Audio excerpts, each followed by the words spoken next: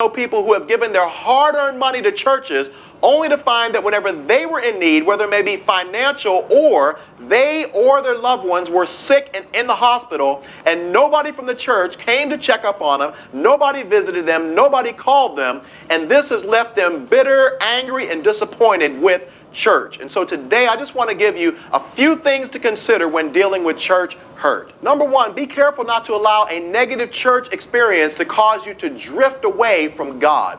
Whenever you experience church hurt, you will be strongly tempted to just throw up your hands and say, you know what, God, I am through with church and I am through with you.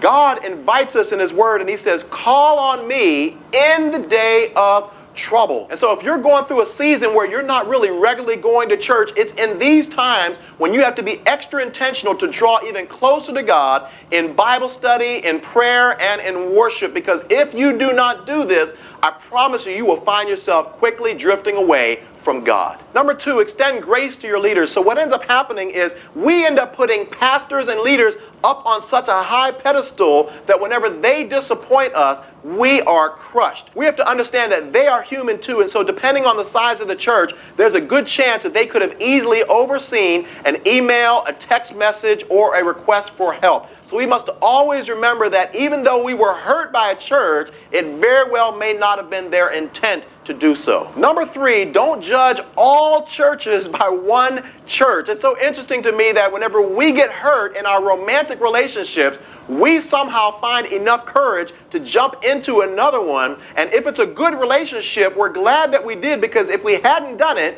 then we could have easily missed out on the person that God had for us. In the same way, no matter how many negative church experiences that you may have had, I want to encourage you to continue to try to find the right church for you. Pray and use wisdom and ask God to lead you to the right church, because if you don't, you could very well be short-circuiting your own blessings.